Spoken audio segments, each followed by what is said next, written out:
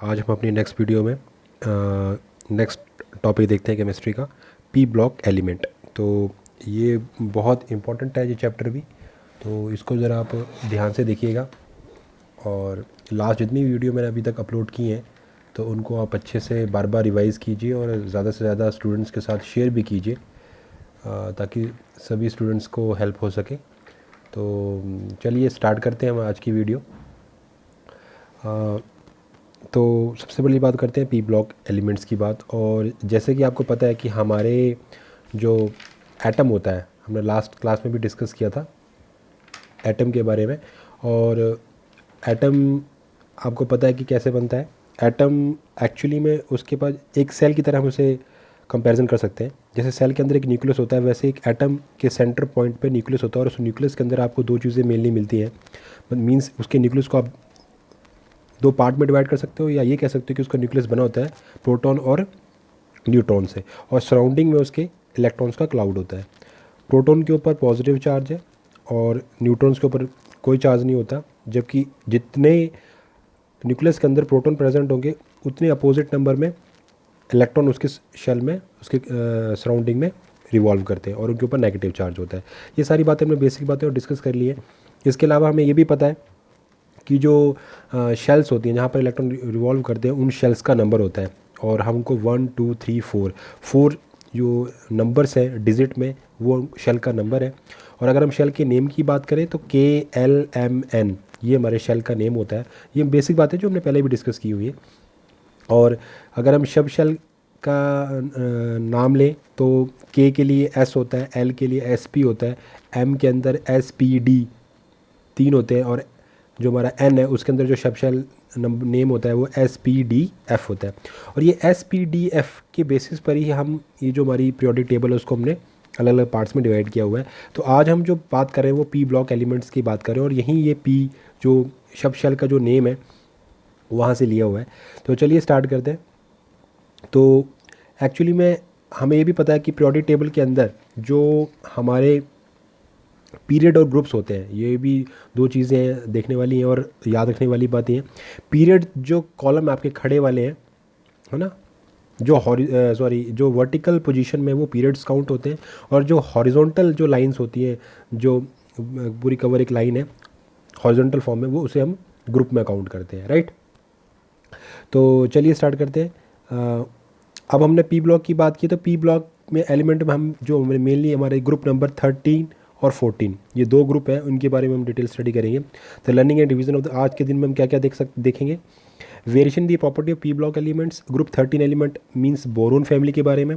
Some important compound of group 13 elements. Group 14 elements carbon family, crystalline form of carbon, some important compound of group 14 elements. तो ये सारी चीज़ें हम आज cover करेंगे। चलिए स्टार्ट करते हैं। कहते हैं in P block element the last electron enter in the outer most P orbital. तो पी जो हमारा ये जो ग्रुप बना है पूरा, है ना, हमारे आपको पता है पीरियोडिक टेबल मेनली 4 पार्ट में डिवाइड है। और वो 4 पार्ट किस बेस पर है, शब शेल के बेस पर, यानी हमारे जो SPDF इनके बेसिस पर ही हमने बांटा हुआ है। मीन्स क्या है कि ये शेल्स और ये हमारे पास क्या है जिसमें इलेक्ट्रॉन एंटर कर रहा है, लास्ट इलेक्ट्रॉन जिस आउटर मोस्ट शेल के अंदर ऑर्बिटल के अंदर एंटर करता है, उसके बेसिस पे हमने इसे डिवाइड किया हुआ है।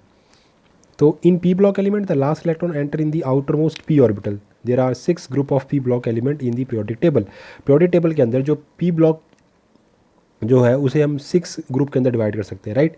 देर are 6 group of P block element. P block element के 6 ग्रुप हैं पीरियोडिक टेबल के अंदर। और कहाँ से कहाँ तक है, 13 to 18, याद रखने वाली बात है। यहाँ जो हम मेनली डिस्कस कर रहे हैं वो हमने बात की अभी 13 एंड 14 की, लेकिन टोटल वैसे कितने हैं, कहाँ से कहाँ तक है, 13 14 15 16 17 18, ये आपके पास जो ग्रुप है वो किसके अंदर काउंट होते हैं, पी ब्लॉक के अंदर।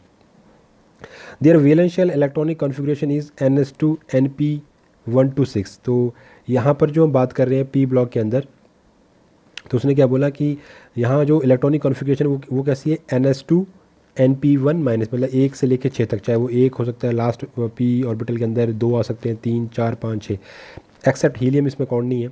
Effective nuclear change from first to third period decreases and from fourth period and onward increases.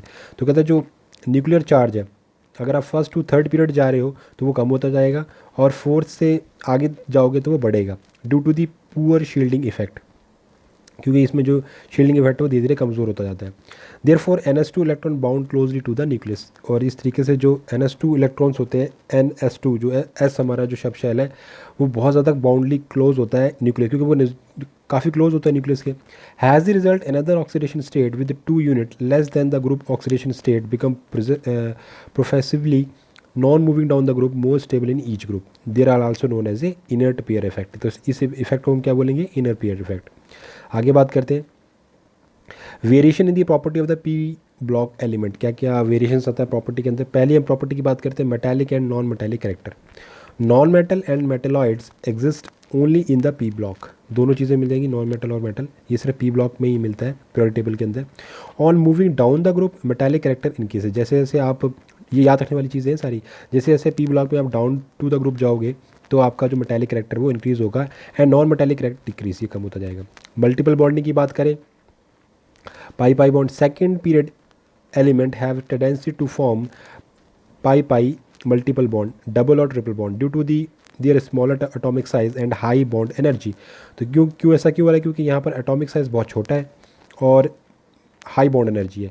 तो जैसे आप यहाँ देख रहे हो कार्बन के अंदर ट्रिपल बॉन्ड है, कार्बन के अंदर डबल भी है ना, नाइट्रोजन के अंदर ट्रिपल बॉन्ड है, ऑक्सीजन के अंदर डबल बॉन्ड है, और ये हमारा CO2 है, डबल बॉन्ड डबल बॉन्ड। तो एक इसमें सिग्मा एक पाई बॉन्ड है, राइट। यहाँ पर एक सिग्मा और 2 पाई बॉन्ड है, यहाँ पर कौन सा है? एक सिग्मा एक पाई, यहाँ एक सिग्मा और डबल पाई बॉन्ड है। तो ये आंकना कि जो सिग्मा बॉन्ड होती है उसकी जो बॉन्ड एनर्जी है वो ज़्यादा होती है has comparison to pi bond, क्योंकि पाई बॉन्ड क्या होता है? साइड बाई साइड अट्रैक्शन है, right. Side by side overlapping होती है इसमें। कोवलेंसी की बात करें, second period element do not expand their covalency due to the non ability of d orbitals, therefore halide of such element do not hydrolyse easily. तो कहता है कि यहाँ पर क्या है कि सेकंड पीरियड जो एलिमेंट्स हैं डू नॉट एक्सपेंड, ये फैलते नहीं है, क्यों? Their covalency due to the non availability of the d orbitals, right. Therefore halide of such elements do not hydrolyse, इसलिए ये हाइड्रोलाइज नहीं होते आसानी से। एग्जाम्पल है BCl3 और CCl4 halide etcetera, while element of third period and onward only form a single bond and can expand their covalency due to the presence of vacant d orbitals।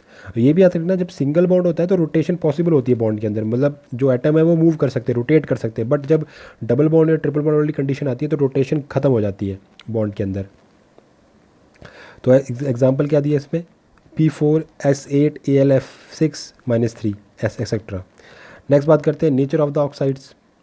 Non metal oxide of P block are acidic और neutral and metal oxide in are in basic nature. अगर आप nature की बात करो oxides की, तो जो non metal oxide है पी ब्लॉक के वो सारे के सारे एसिडिक हैं या न्यूट्रल हैं, और इसके अलावा जो मेटल ऑक्साइड्स हैं वो सारे के सारे बेसिक नेचर के हैं। Generally metalloid oxides are amphoteric in nature, मतलब दोनों एम्फो मतलब दोनों, जिसमें आपको एसिडिक और बेसिक दोनों नेचर मिले। In a period from left to right acidic character increase and down a group. ये बहुत इंपॉर्टेंट लाइन है कि जब पीरियड में आप लेफ्ट से राइट की तरफ जाते हो तो एसिडिक कैरेक्टर बढ़ता जाता है, and down a group basic character, और जैसे आप डाउन में जाओगे ग्रुप में तो वो क्या होगा? जो आपका बेसिक कैरेक्टर है वो इंक्रीज़ करेगा। मतलब आप लेफ्ट से ग्रुप में राइट की तरफ जाओगे तो एसिडिक कैरेक्टर बढ़ेगा, और डाउन टू ग्रुप जाओगे तो आपको कैरेक्टर इंक्रीज मिलेगा, वो भी कौन सा? Basic. Generally oxides are higher oxidation state are more acidic nature. अगर ऑक्साइड्स के अंदर अगर आपको हायर ऑक्सीडेशन स्टेट मिले तो उसका मीन्स वहाँ पर उसका एसिडिक नेचर भी हायर होगा। आप देखते हैं सिंगल करके एक एक करके। ग्रुप 13 हमने दो ही डिस्कस करने, ग्रुप 13 और 14 अकॉर्डिंग टू हमारे सिलेबस में जो है। तो ग्रुप 13 एलिमेंट बोरोन फैमिली की अगर इसमें कौन कौन सा आता है? Boron, aluminium, gallium, indium, thallium are the member of group 13। Boron is non metal while the rest of member are metals. तो ये आपने याद कर लेने हैं कि ग्रुप 13 एलिमेंट्स कौन कौन से हैं बोरोन फैमिली के? बोरोन, एल्यूमिनियम, गैलियम, इंडियम और थैलियम। ठीक, ये आपने याद रख लेना है। इनकी आपको जो एब्रीवेशन है वो भी याद, सिंबल्स भी याद होने चाहिए। Are the member of group 13, जिसमें से बोरोन जो है वो नॉन मेटल है, बाकी सारे कैसे मेटल ग्रुप के हैं। अब बात करते हैं electronic configuration. Electronic configuration of group 13 element is NS2NP1, right. तो ये कैसी है? लास्ट इलेक्ट्रॉन जो है वो आपके p ऑर्बिटल में एंटर कर रहा है। तो ये आपकी ग्राउंड स्टेट है और ये आपकी एक्साइटेड स्टेट है। तो ग्राउंड स्टेट में आपके पास क्या? NS2NP1, और जो इसमें क्या हुआ आपके जो एक्साइटेड स्टेट है वहाँ पर इसका एक इलेक्ट्रॉन निकल कर आपके इस पे आ गया, तो यहाँ पर क्या हो गया NS1 NP2। तो इस तरीके से जो हमारी कॉन्फ़िगरेशन है इलेक्ट्रॉनिक कॉन्फ़िगरेशन वो क्या है NS2 NP1। चलिए आगे देखते हैं। Occurrence of the group 13 elements. Boron B is a typically non-metal mainly occur as a orthobasic acid H2BO3 borax Na2BO7 into 10H2O and किरनाइट Na2B4O7.4H2O। तो ये इसके जो टिपिकली कैसे है नॉन मेटल है। आगे बात करते हैं aluminium is the most evident metal, ये आपको पता है, and is the most evident element in earth crust, और अर्थ क्रस्ट के अंदर ये थर्ड ऐसा एलिमेंट है जो सबसे ज़्यादा मिलता है हमें। It mostly present in the form of bauxite, और ये हमें वहाँ पे एल्यूमिनियम किस फॉर्म में मिलता है बॉक्साइट की फॉर्म में Al2O3.2H2 एंड कायरोलाइट Na3AlF6 की फॉर्म में ये हमें क्रस्ट में मिलेगा। गैलियम इंडियम और जो थैलियम है are present in the traces, ये ट्रेसेस अमाउंट मतलब ट्रेस अमाउंट होता है बहुत कम अमाउंट में मिलते हैं, माइन्यूट अमाउंट में, लेकिन होते ज़रूर है। नेक्स्ट बात करते हैं variation the property of the group 13 elements. Oxidation state की बात करें of group number 13 element are +3+1 stability of +3 oxidation state decreases down the group, right, and that of +1 oxidation state increase down the group। तो stability की अगर हम बात करें तो डाउन द ग्रुप डिक्रीज होती है जिनकी +3 और +1 वालों की बढ़ती है due to the inert pair effect. Fourth period and onward effective nuclear charge decrease due to the poor shielding effect. Therefore the radius of the gallium 135 pm is less than that of the aluminum 143 pm and down the group inert pair effect increases. तो ये भी याद रखना कि group 13 के अंदर जैसे group के अंदर आप पी ब्लॉक में जो एलिमेंट्स होंगे ग्रुप में अगर आप डाउन जाओगे तो इनर्ट पेयर इफेक्ट आपका क्या होगा बढ़ेगा। एटॉमिक रेडियस की बात करें the group number 13 element increases down the group except gallium which is less than the aluminium. Ionization enthalpy की बात करें अब group number 13 element decrease down the group except gallium which is slightly more than aluminum due to the increase in size। electronegativity of element of group 13 also degrees has been moved down the group। electronegativity क्या होती है जो किसी भी atom की electron loving power, मतलब वो कितनी पावर से किसी इलेक्ट्रॉन पेयर को अपनी तरफ अट्रैक्ट कर सकता है, ये जो पावर है कैपेबिलिटी है उसे हम क्या डिनोट करते हैं इलेक्ट्रोनेगेटिविटी। तो कहता है कि इलेक्ट्रोनेगेटिविटी जो ग्रुप नंबर 13 की also decrease has be move down the group, जैसे जैसे आप ग्रुप में डाउनवाइज चलते चले जाओगे तो इलेक्ट्रोनेगेटिविटी डिक्रीज होगी। Hydrides of boron and aluminium are of a great importance, जितने भी हाइड्राइड्स बनते हैं बोरोन और एल्यूमिनियम की अलग उनकी बहुत इंपॉर्टेंस है।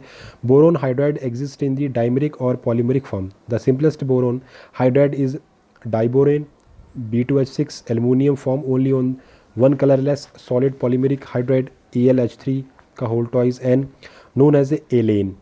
Boron aluminium gallium form complex anionic hydride NaBH4 LiAlH4 and LiGaH4 all are strong reducing agent। तो अगर हम इसका वो देखें कौन ज़्यादा कौन है LiAlH4 is greater than NaBH4 reducing power में। अब बात करते हैं हेलाइड्स में। Halide of the group 13 have a incomplete octet therefore have a high tendency to accept electron and have a behalf of Lewis acid. तो ये कहते हैं कि इनका क्या है जो ऑक्टेट है वो इनकम्प्लीट है, तो इसलिए ये इलेक्ट्रॉन को एक्सेप्ट कर सकते हैं, तो इनकी इलेक्ट्रॉन को एक्सेप्ट करने की जो पावर है टेंडेंसी है बहुत ज़्यादा है। तो जिसमें से Bi3 की सबसे ज़्यादा greater than BBr3 is greater than BCl3 is greater than BF3 acidic reactor के मामले में। तो due to the back bonding and resonance the BF bond of BF3 get a bond order is 1.33। Oxides की बात करें इस group के oxides कैसे बनते हैं। Of group 13 shows a regular change down the group their basic reactor increases, example B2O3 is weakly acidic, Al2O3 is atmospheric and other oxide are basic in nature। Next बात करते हैं anomalous behavior of the boron। anomalous property of first element of the group member that is boron are due to the its extremely small size। सबसे छोटे size का यही है क्योंकि first है। हाई इलेक्ट्रॉन डेंसिटी होती है इसकी, हाई इलेक्ट्रोनेगेटिविटी है and non ability of the d electrons, right. Boron exhibit following anomalous property, क्या क्या होती है इसकी। Boron is a typically non metal, पहली बात तो बाकी सारे मेटेलिक होते हैं, while others member of the group are metal. Its melting and boiling point are higher than the other member of the group. It forms only covalent compound while the other members can form covalent as well as ionic compound. The maximum covalency of boron is 4 while that of aluminum is 6। Only boron exhibit the property of allotropy and exist in crystalline as well as enormous forms। Its oxide and hydroxide have acidic nature, while that of other member have amphoteric and basic nature. Its hydride are quite stable, while that of other members are not so stable. Like non-metals, it combine with metal to form a metal boride, MgC3b2. ये इसका example है. While the other member form alloy with metals. Boron does not decompose steam, while the other members do so. Amorphous boron of the low purity is called the Mosaine boron. It is a black in color. Next बात करते हैं physical and chemical property of the boron. Boron exists at two allotropic form, that is amorphous and crystalline. Crystalline boron is chemically inert, while the amorphous boron is chemically active. It is a bad conductor of heat and electricity. तो याद रखना ये दो, जो amorphous है और दूसरा crystalline है. जो क्रिस्टलाइन बोरोन है वो केमिकली इनर्ट होता है, और जो अमॉर्फस बोरोन है वो केमिकली एक्टिव होगा. Amorphous boron on heating with air at 7 degree centigrade form a mixture of oxide and nitride, है ना. जब हम इसको 700 डिग्री सेंटीग्रेड पर गर्म करेंगे तो आपको ऑक्साइड और नाइट्रेट का क्या मिलेगा, मिक्सचर मिलेगा. तो 4b + 3o2 giving you 2b2o3 + 2b + n2 giving you 2bn. Boron is attacked by oxidizing agent like concentrated H2SO4 and HNO3. B + 3 HNO3 giving you H2SO4 H3BO4 + 3NO2. It dissolves in the fused alkali and liberate hydrogen. It reacts with strong electropositive metals at high temperature and form the boroids such as Mg3BO2.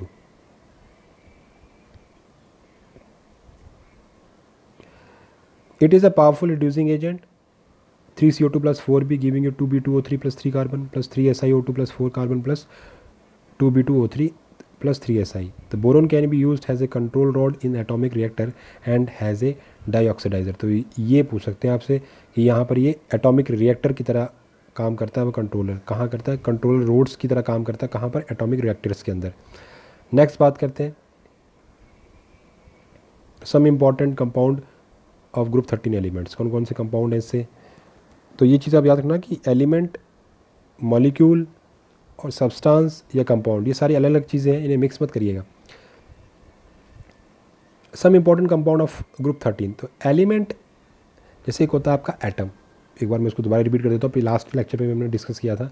Atom, element, है ना, फिर आता है compound. Atom एक pure चीज़ है, जैसे sodium, sodium का atom है. एलिमेंट में क्या होता है, उसी चीज़ की रिपीटिशन होती है कि बहुत सारे सोडियम के, बहुत सारे, अगर हमारे पास नंबर ऑफ, मतलब माना मेरे पास 10 सोडियम के एटम है, तो वो जब वो कंबाइन करेंगे तो वो एक एलिमेंट बन जाता है. देन जो कंपाउंड है, कंपाउंड में डिफरेंट टाइप के एटम्स होते हैं, लाइक सोडियम भी है, वहाँ क्लोरीन भी है, फिर सोडियम है, फिर क्लोरीन है, इस तरीके से, है ना. तो अब हम बात करते हैं some important compound of group 13 elements. Some important compound of group 13 element are boron family are given below. पहला बनता है बोरैक्स. कई बार पूछा गया, इसका फार्मूला आ जाता है. बोरैक्स का फार्मूला क्या है, Na2BO4O7.10H2O. तो ये चीज़ें याद रखने वाली हैं. तो इन चीज़ों को आप अच्छे से थोड़ा सा याद रख लें. तो बोरैक्स का फार्मूला क्या है, Na2BO4O7.10H2O. इसे बोलते हैं हम sodium tetraborate D carbohydrate. Borax क्या है, Na2BO4O7.10H2 is one of the most important compound of boron. It is the most important compound of boron. It is white crystalline solid. Borax dissolved in water to give an alkaline solution. तो ये हमें क्या देता है, एक glassy मास का appearance देता है. तो Na2BO47 + 272H2 giving you 2NaOH + 4H3BO3. इसे क्या कहते हैं हम, ऑर्थोबोरिक एसिड. एक वीक एसिड होता है और ये क्या बना देता है, एक ग्लासी मास की appearance. On heating, it lose their water of crystallization and swell up to form a mass of bead. Na2BO4.10H2O को आप गर्म करो तो उसमें से हाइड्रोजन मॉलिक्यूल निकल जाएंगे. तो क्या मिलेगा, Na2BO47 स्वेल अप हो जाएगा, सोडियम मेटाबोरेट. फिर उसे गर्म करो तो क्या मिलेगा, 2NaOBO2 + B2O3. ये क्या, सोडियम मेटाबोरेट, और ये क्या, बोरिक एनहाइड्राइड, ग्लासी मास बनता है. With acid it give orthoboric acid, जो कि एक वीक एसिड है. Na2BO47 + 2HCl giving + 5H2 giving you 2NaCl + 4BOH का होल तरह और H3BO3. तो ये रिएक्शन से देख लें आप इनको. तो अगर हम बात करें बोरक्स स्ट्रक्चर की, contain the tetrahedral unit that is B4O5OH का होल 4 टोटल ब्रैकेट पे -2। तो ये इसका स्ट्रक्चर है, तो आप उसको ध्यान से देख लें। यहाँ पे हमारे पास 4, हमारे पास में बोर 1 2 3 4 इस तरीके, ठीक है। आगे बात करते हैं हम बोरिक एसिड की। क्या इसका केमिकल फार्मूला होता है? A3BO3। Boric acid H3BO3 is the next important compound of boron. Boric acid is a soft white crystalline solid, soapy to touch and less soluble in the cold water. Boric acid is a weak monobasic acid. It is not a protonic acid but act as a Lewis acid. तो ये एक protonic होता है but act कैसे करता है? Lewis acid की तरह। H3BO3 को हीट करें तो HBO2 एक मेटाबोरिक एसिड बनेगा, फिर इसको हीट करो तो बोरिक एनाइड्राइड बन जाता है B2O3। तो स्ट्रक्चर की बात करें, boric acid show that it has a layer structure in which planar BO3 unit are joint by hydrogen. इसमें हाइड्रोजन बॉन्डिंग्स होती हैं, इस तरीके से आप स्ट्रक्चर देख सकते हो उसका। Boric acid can be used as an antiseptic, eye wash, has food preservative in glass industry and in pottery. तो ये आप याद रखना है, मेन इसका फंक्शन है कि जो बोरिक एसिड वो कहाँ कहाँ यूज़ हो रहा है। एक हैज़ ए ये एंटीसेप्टिक, आई वॉश में, फूड प्रिजर्वेटिव फॉर्म में, और ग्लास इंडस्ट्री में और पोट्री फॉर्म में, यहाँ पे ये यूज़ होता है। अब बात करते हैं hydride of boron that is diborane B2H6। ये भी इंपॉर्टेंट है। डाइबोरेन, इनमें ज़्यादातर इनके फंक्शंस पूछे जाते हैं या इनका केमिकल फार्मूला। बाकी चीज़ें आप इतना टेंशन लेने की ज़रूरत नहीं है, सिर्फ आपने इनके केमिकल फार्मूला, उनकी फंक्शनिंग याद रखनी है। Diborane is a colourless highly toxic gas with a boiling point 180 kelvin. Diborane catches fire spontaneously upon the exposure to air. जैसे ही हवा में आता है आग पकड़ लेता है। B2H6 + 3O2 giving B2O3 + 3H2 with ammonia. Diborane give borazine 3B2H6 + 6NH3 giving you 3BH2NH3 का whole twice plus BH4 negative. Heat करोगे तो गर्म करोगे तो 2B3NH3H6 बोरानजीन और प्लस 12H2 मिलेगी, हाइड्रोजन रिमूव आउट हो जाएगी। Borazine B3N3H6 is known as a inorganic benzene. तो आपसे कई बार पूछा सकता है कि इनऑर्गेनिक बेंजीन किसे बोलते हैं? बोराजीन को, यानी B3N3H6 को। इन view of its ring structure with alternate BH and groups. However, at high temperature, inorganic graphite Bn का whole X is obtained instead of बोराजीन। अब बात करते हैं स्ट्रक्चर ऑफ डाइबोरेन की। तो ये आपका डाइबोरेन का स्ट्रक्चर है। Terminal hydrogens H alpha are bonded by 2C and 2E, 2 centred and 2 electrons. दो मतलब सेंटर वाले कार्बन के साथ 2 सेंटर्ड और 2 इलेक्ट्रॉन के साथ। बॉन्डिंग एंड ब्रिज हाइड्रोजन्स, है ना। ये आपका कौन सा? आपका अल्फ़ा टर्मिनल, जो उसको हाइड्रोजन बोला है। तो ये आपके टर्मिनल वाले हो गए और ये सेंटर वाले हो गए। तो ब्रिज हाइड्रोजन, ये ब्रिज हाइड्रोजन की तरह काम कर रहे हैं। Are bonded by the 3C और 2 इलेक्ट्रॉन। मतलब ये जो है वो आपके 3 कार्बन के साथ और 2 इलेक्ट्रॉन के साथ। 3 सेंट्रल हेल्ड बाय 2 इलेक्ट्रॉन्स।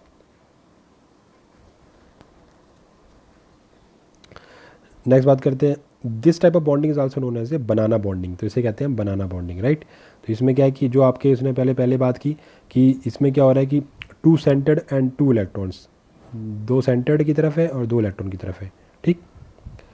तो due to banana bonding B2H6 completely its electron deficiency and obtain ethane like. तो इसमें बनाना बॉन्डिंग की वजह से इस पर इलेक्ट्रॉन डेफिशिएंसी हो जाता है ये, और इसमें इलेक्ट्रॉन कम हो जाती है। Obtain ethane like structure and hybridisation of B2H6 become Sp।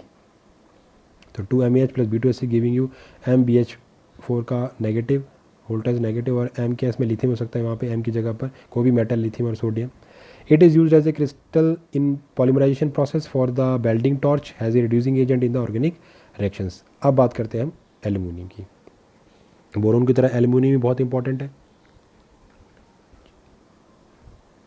Preparation, property and uses of the second member of the group that is aluminium are has follows.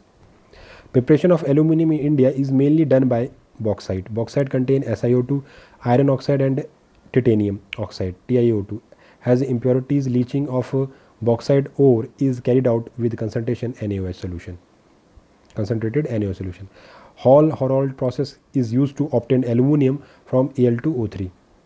तो आज का इसमें आपको इसी फॉर्म में मिलेगा Al2O3 से।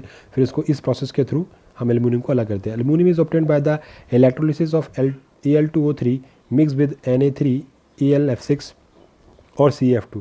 Overall reaction is as follows. 2L Al2O3 giving you 2L + 3O2.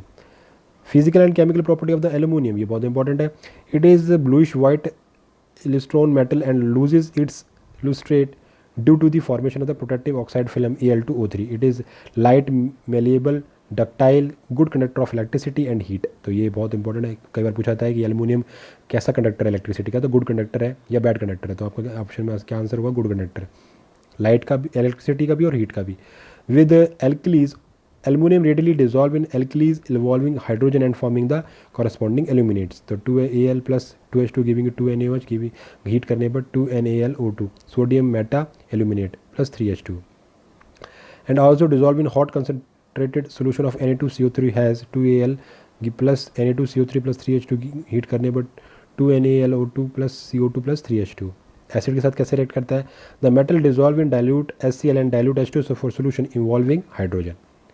Concentrated HNO3 has no reaction. The metal rendered passive due to the surface oxidation. क्या क्या यूज़ है एल्यूमिनियम के? बहुत इंपॉर्टेंट है. It is use for making household utensils, बर्तन बनाने में, frame, bodies of aircraft, automobiles etcetera, automobile etcetera. It is use in making paint, has modern in dyeing and calico printing. Ammonal mixture of aluminum powder and ammonium nitrate is used for explosive. Magnesium, duralium and हेलिंको are important alloy of the aluminiums. तो ये alloy याद रखें आप. Next बात करते हैं उसके कुछ example. Aluminium chloride AlCl3. Aluminium chloride is one of the most important compound of the aluminium. Anhydrous aluminium chloride is a white deliquescent solid which fumes in air. Its vapor density correspond to the formula Al2Cl6. It is a covalent and soluble in organic solvent. तो ये इसका structure है AlCl3 का. Due to the formation of HCl, anhydrous aluminum chloride produce fumes in moist air. Al2Cl6 + 6H2O giving you 2LOH का whole thrice + 6HCl. Then Al2Cl6 + 12H2 giving you 2AlCl3.6H2O, hydrated aluminum chloride ionic. With ammonia it give addition product Al2Cl6 + 12NH3 giving you 2AlCl3.6NH3 addition product. With NaOH, sodium meta-aluminate is obtained. AlCl3 + 3NaOH giving you AlOH का whole thrice + 3NaCl. AlOH का whole thrice plus फिर हम इसका reaction करवाएंगे फिर दोबारा NaOH के साथ. तो हमें क्या मिल जाएगा? AlO2 sodium Meta-aluminate + 2H2 water के साथ. तो यूज़ क्या एल्यूमिनियम क्लोराइड का? Anhydride. AlCl3 is used as a reagent in Friedel Crafts reaction in manufacture of the drugs, dyes, perfume, in cracking of high boiling fractions of petroleum to form gasoline. अब बात करते हैं, ये तो 13 हमने बात कर ली जिसमें हमने बोरोन और एल्यूमिनियम को अच्छी तरह से डिफाइन किया, ग्रुप 13 के एलिमेंट्स को. अब बात करते हैं ग्रुप 14, इसे कहते हैं carbon family.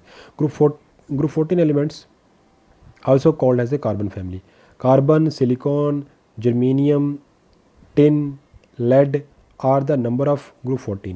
Carbon is the 17th most abundant element by mass in earth crust. Carbon is a non-metal. Silicon, germanium are metalloid and tin and lead are metals. तो आपको इतना ही पता है कि हमारी जो जो हमारी पीरियोडिक टेबल है उसमें आपको ऑलमोस्ट वैसे तो 118 हमारे पास अभी तक के जो भी रिसेंट में हमारे पास एलिमेंट हैं, लेकिन 2 और नए आ गए हैं, तो इसलिए हमारी जो टोटल नंबर है पीरियोडिक टेबल के अंदर एलिमेंट्स का वो 120 है. इन 120 के अंदर एटलीस्ट 83 जो है वो नेचुरल हमारे एलिमेंट है, बाकी तो सारे लैब के अंदर तैयार किए गए हैं. और उन 83 के अंदर 26 ऐसे मॉलिक्यूल हैं जिन्हें जो जितनी भी हमारी जो बायोलॉजिकल सिस्टम है उसमें यूज़ हुए 23. और उन 23 में चिनॉप्स यानी carbon, nitrogen, oxygen, phosphorus, sulphur, इनका यूज़ बायोलॉजिकल सिस्टम में सबसे ज़्यादा हुआ है. तो बात करते हैं प्रॉपर्टीज़ की. इलेक्ट्रॉनिक कन्फ्यूजन क्या है ग्रुप 14 एलिमेंट्स की? NH2 NP2. और ग्राउंड स्टेट में बात करें तो इस तरीके से होगी, और एक्साइटेड स्टेट में होगी तो ये तीनों एक एक फिल हो जाएगा, क्योंकि इससे ये ज़्यादा स्टेबल रहते हैं. ये इनकी एक एक्साइटेड स्टेट है. Occurrence of the group 14 elements कहाँ मिलते हैं? Occurrence of the element group 14 can be summarised as follows. All the member of the family are well known. Silicon the second and carbon is the 17th most evident element by mass in earth crust. तो कहता है कि अगर हम all the member of the this family सारे जो हमें पता है, silicon is the second and carbon is the 17th most evident element by mass in earth crust. The percentage evidence of these element in earth crust is shown below. तो जैसे कि अभी ये बात करें, जैसे अगर हम अपनी बॉडी में बात करें इसी चीज़ को लेकर, तो अगर हम ड्राई वेट में और फ्रेश वेट, दो अलग अलग वेट होते हैं, एक होता है फ्रेश वेट और एक होता है ड्राई वेट। अगर आपसे पूछा जाए कि एलिमेंट जो सबसे ज़्यादा फ्रेश वेट में सबसे ज़्यादा कौन मिलता है, तो वो ऑक्सीजन है। और अगर ड्राई वेट में बात करें हमारी बॉडी के अंदर, वो कार्बन है। लेकिन फ्रेश वेट में सबसे ज़्यादा कौन होता है, ऑक्सीजन। तो ये चीज़ अपने याद रखनी है हमेशा।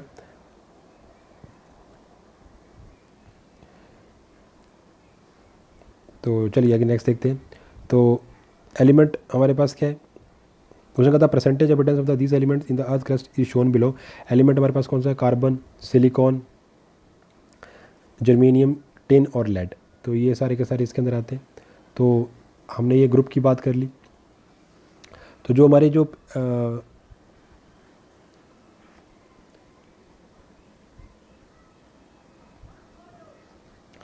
अब आगे हम देखते हैं, नेक्स्ट देखते हैं, carbon can exist in free as well as in combined state.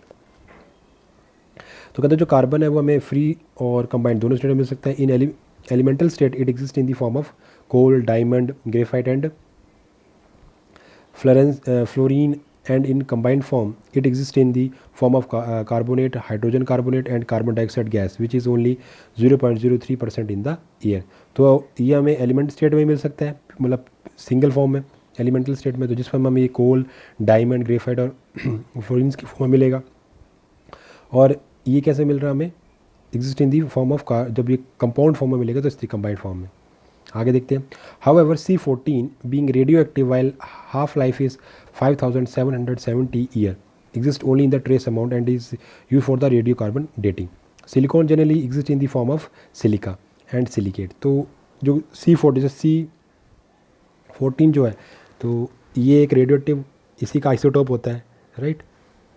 ये हमने जैसे आइसोटोप और आइसोबार हमने पहले डिस्कस किए हैं, तो उसके अंदर हम इनकी बात करते थे। ये हमारे पास जैसे अगर आपने हाइड्रोजन की बात की, तो हाइड्रोजन भी हमारे, जैसे हमारे पास कार्बन है तो कार्बन 12 होता है, कार्बन 13 होता है, कार्बन 14 होता है, right.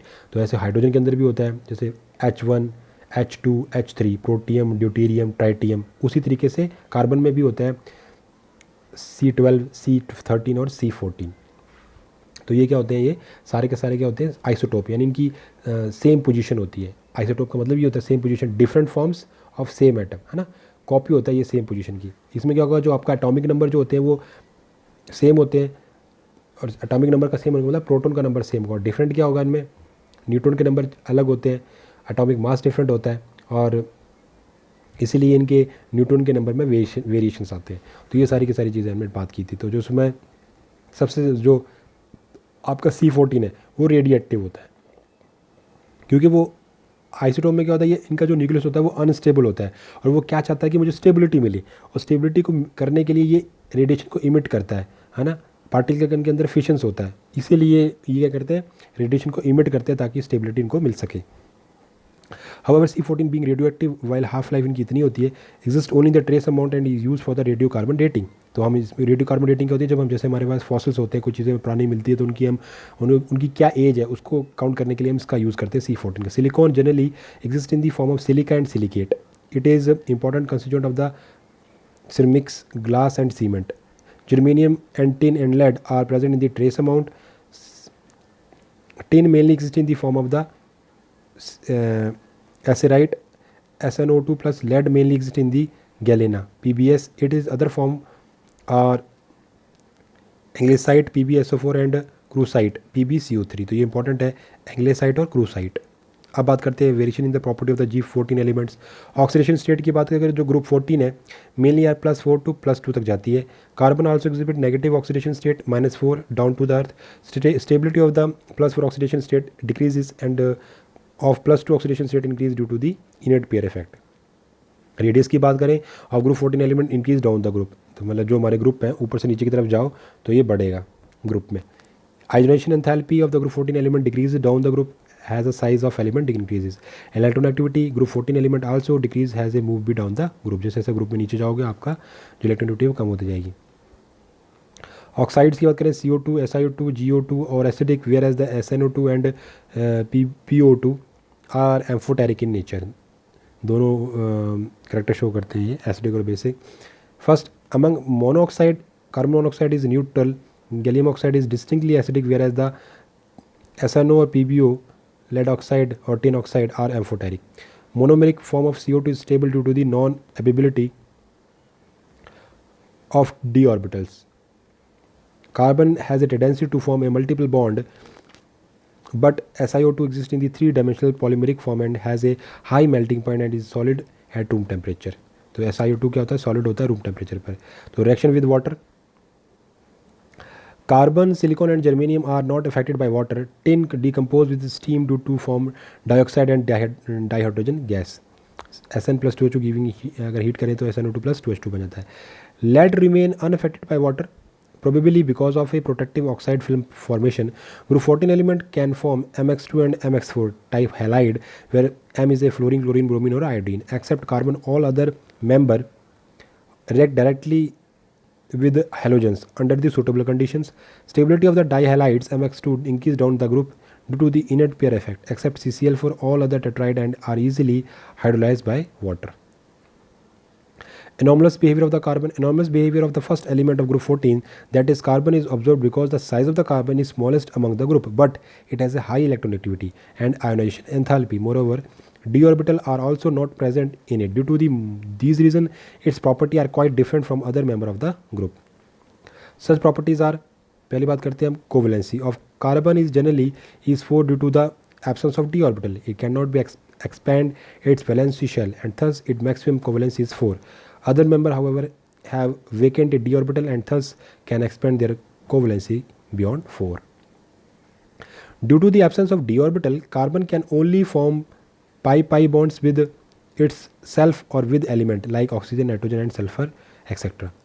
Tendency of the catenization is maximum in carbon and it is decreased by m to m, यानी element of the group 14 bond length increases. अब बात करते हैं एलोट्रोपी की.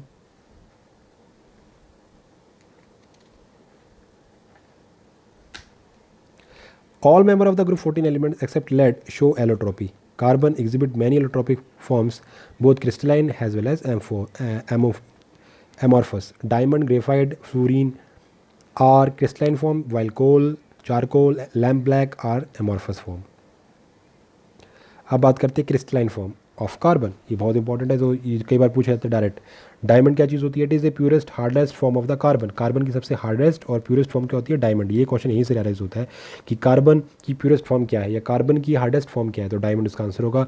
विद हाई रिफ्रैक्टिव इंडेक्स और density in it, each carbon sp3 hybridized is tetrahedral surrounded by 4 other carbon atom. It does not conduct electricity as it has no free electrons. It is used in cutting, grinding, drilling instrument and it in making jewelry. तो सबसे बड़ी बात क्या है कि जो diamond है वो प्योर होता है, हार्डेस्ट होता है और इसका हाई रिफ्रैक्टिव इंडेक्स और डेंसिटी भी. उसके अलावा ये जो कार्बन आपको पता है 4 बॉन्ड बना सकता है, चारों तरफ ये कार्बन से बाउंडेड होता है, इसलिए ये इलेक्ट्रिसिटी में कंडक्ट नहीं होती क्योंकि कोई फ्री इलेक्ट्रॉन नहीं है इसके पास. दूसरी बात, ये कटिंग में, ग्राइंडिंग के अंदर और ड्रिलिंग के अंदर डायमंड का यूज़ होता है एज अ इंस्ट्रूमेंट, ठीक, और ज्वेलरी में बनाने में भी. दूसरा है graphite. It has 2 dimensional structure. sp2 hybridise carbon atom form 3 covalent bonds with 3 other carbon. यहाँ पर कार्बन 3 कार्बन से बॉन्डेड है in the same plane and the fourth जो बनेगा, fourth electron of each carbon remain free, is responsible for electrical connectivity of graphite. इसलिए graphite में electricity जा सकती है. The planar hexagonal ring get fuse together to form A sheet of 1 atom thickness. These sheets are held together by weak van der Waals force.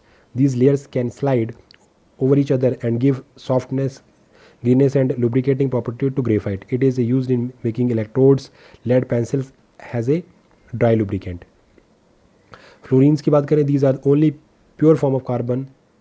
C16 molecule contain 12 5-membered ring and यहाँ पे 60 carbon के molecule हैं और 26 membered ring, तो जिसमें से जो 12 5-membered ring बनाते हैं और 26 मेंबर्ड रिंग बनाते हैं. The 5-membered rings are connected to 6-membered ring, while 6-membered rings are connected to both 5 and 6-membered rings. These are used in microscopic ball ring, lightweight batteries in synthesis of new plastic, new drugs. Some important compound of the group 14 element की बात करें, जैसे हमने 13 group के compound देखे थे, अब हम 14 ग्रुप के एलिमेंट्स कंपाउंड देख लेते हैं. इन मतलब ग्रुप 14 एलिमेंट से बनने वाले कंपाउंड को देख लेते हैं. Some of the important compound of the group 14 elements carbon family element are given. पहला है oxides of carbon. 2 important oxide of the carbon are carbon monoxide and carbon dioxide. Carbon monoxide can be prepared by the following, कैसे बना सकते हैं अब CO को, C solid वाला है ये plus H2O giving you 473 kelvin से 1273 केल्विन तक हम इसे गर्म करेंगे और क्या बनेगा, carbon monoxide gas plus H2 water gas बनेगी ये। या 2s को हम ऑक्सीजन के साथ और नाइट्रोजन के साथ हम इतने केल्विन के ऊपर करेंगे तो भी हमें क्या मिलेगा, producer gas. Water gas and producer gas are very important industrial fuels, तो जो वाटर गैस ऊपर बनी थी और जो प्रोड्यूसर गैस है बहुत इंपॉर्टेंट है इंडस्ट्रियल फ्यूल के लिए। Carbon dioxide can be prepared by the complete combustion of the carbon and carbon containing fuel in excess of air. Carbon dioxide can be obtained as a solid in the form of dry ice by allowing the liquefied CO2 to expand rapidly. Dry air is used as a refrigerant for AC cream, ice cream and frozen food. Next बात करते हैं, अभी तुमने देख लिया carbon monoxide. अब बात करते हैं सिलिकॉन टेट्राक्लोराइड SiCl4, कई बार पूछ लेते हैं इसका formula. It is a tetrahedral and essentially covalent, it is readily hydrolysed by water, it fumes in moist air lubricating hydrogen chloride. SiCl4 plus water giving you SiOH का whole plus HCl hydrogen chloride. The hydrolysis of SiCl4 occurs due to the coordination of OH with empty 3d orbital in Si atom of SiCl4 molecule। तो ये इसका इस तरीके से reaction चल रही है आपकी। यहाँ देखो सिलिकॉन के साथ 4 क्लोरीन लगे हुए हैं, जब इसको वाटर के साथ गर्म करेंगे, वाटर के साथ रिएक्ट करवाएंगे तो क्या होगा, 2 उसमें प्रोटॉन निकल जाएंगे। तो इस तरीके से आप देख रहे हो, तो ये आप रिएक्शन देख सकते हो। नेक्स्ट बात करते हैं सिलिकॉन की। These are synthetic organo silicon compound which has a repeated unit of R2SiO। These are prepared from alkyl halides. तो इस तरीके से रिएक्शन चलेगी। CH3Cl plus Si copper powder के साथ हम इतने टेम्परेचर पर गर्म करेंगे तो हमें क्या मिलेगा, CH3 का होल टाइस SiCl2 प्लस, फिर हम इसको पानी के साथ रिएक्ट करवाएंगे तो उसमें से हाइड्रोजन क्लोराइड निकल जाएगा तो क्या मिलेगा, CH3 का होल टाइस SiOH का होल टाइस, इस तरीके से तो हमें सिलिकॉन मिलेगा। High cross linked silicon polymer is obtained by the hydrolysis of RSiCl3। There are used of a sealant grease, electric insulator and for water proofing of fabrics being biocompatible. These are also used in the surgical and cosmetic plants. अब बात करते हैं हम silicates की। A large number of the silicate mineral exist in the nature. Some of the example are feldspar, zeolite, mica and asbestos। ये important है। The basic structure of the unit of silicate SiO4-4, तो इस तरीके से इसका structure होता है। The SiO4-4 unit is neutralized by positively charged metal ion if all the 4 corners are shared with other tetrahedral units. Generally, the silicate have a complex structure, but they mainly differ in number of oxygen atoms shared between SiO4- tetrahedral, geometric arrangement of the tetrahedra, the number of the type arrangement of the metallic cations. Following are the type of silicates. पहला orthosilicate, simple silicates containing SiO4-4 tetrahedra. Pyrosilicate, 2 tetrahedral units share 1 oxygen atom to obtain Si2O7-6 anion. Silicates, cyclic silicate, 2 tetrahedral units share 2 oxygen atom and form SiO2-3 का whole twice n और SiO3 का whole twice n-2n anion. Chain silicate share 2 oxygen atoms, SiO3-2 का whole twice n और SiO3 का whole twice n-2n are obtained. Sheet silicates क्या, तो involving sharing of 3 oxygen atoms per tetrahedron to form SiO2O5 का whole -2 का whole n. 3 dimensional silicate all are 4 corners oxygen atoms. तो धीरे धीरे oxygen की जो नंबर है वो बढ़ते जा रहा है, पहले 1 था, फिर 2 ऑक्सीजन एटम्स आए, फिर 3 के साथ, अब 4 के साथ। तो SiO4-4 tetrahedra are shared with other. 2 important man made silicates are glass and cement. तो ग्लास और सीमेंट जो वो मैन मेड सिलिकेट्स है।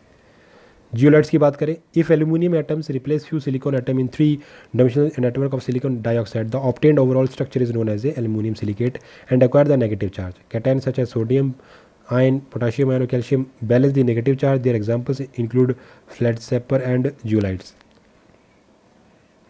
Zeolites are used to the catalyst in petrochemical industries for cracking of hydrocarbons. ZSM5, a type of zeolite, is used to convert alcohol directly into gasoline. Hydrated zeolites are used as a ion exchangers in softening of hard water. तो thank you so much. आज की video के अंदर हमने अपने group 13 और 14 को cover किया, यानी कि जो हमारे पी ब्लॉक के एलिमेंट्स हैं उनको हमने देखा। ये बहुत इंपॉर्टेंट है, इसमें आपको मेनली उनका केमिकल फार्मूला, उनकी जो स्ट्रक्चर है कई बार, और उनकी फंक्शनिंग, मेन तो उनके फंक्शन क्या है वो ज़्यादा इंपॉर्टेंट है। तो इस तरीके से हमने आज अपनी ये, तो नेक्स्ट में हम कुछ बेसिक प्रिंसिपल देखेंगे नेक्स्ट वीडियो के अंदर। तो थैंक यू सो मच, मेरी वीडियो को ज़्यादा शेयर कीजिए, लाइक कीजिए। Thank you.